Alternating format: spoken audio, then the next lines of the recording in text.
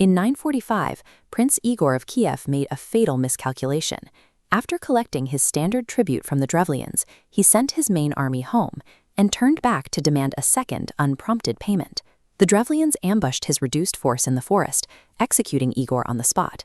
His death left Kiev with a 3-year-old heir named Svyakislav and a vulnerable widow regent, Princess Olga. The Drevlians moved to seize the Kievan throne immediately. They sent 20 ambassadors to demand that Olga marry Prince Mal, the leader of the tribe that had just killed her husband.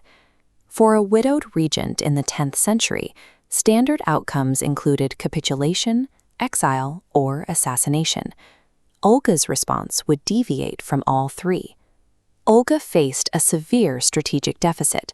She needed to eliminate the Drevlian leadership and their military, but she lacked the time to raise a massive army. She began with the 20 ambassadors. Olga feigned compliance, inviting them to be carried into her courtyard in their boat as a sign of honor. Once they reached the center of the court, her guards dropped them into a trench and buried them alive. She then sent word to the Drevlians, requesting their highest-ranking lords travel to Kiev to escort her for the marriage. When this elite ruling class arrived, she invited them to wash in a bathhouse, locked the doors, and set the building on fire. For phase 3, she traveled to her husband's grave for a funeral feast. She provided massive quantities of mead to the Drevlian soldiers.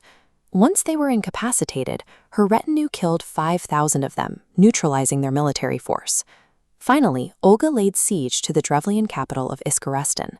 She offered a deal. She would lift the siege in exchange for 3 pigeons and 3 sparrows from each household. After collecting them, her soldiers tied sulfur-soaked cloth to their legs and released them. The birds flew back to their nests, burning the city to the ground. This 4-part escalation functioned as psychological warfare. By the time Iskarestan fell, she had broadcast her absolute authority across the Rus.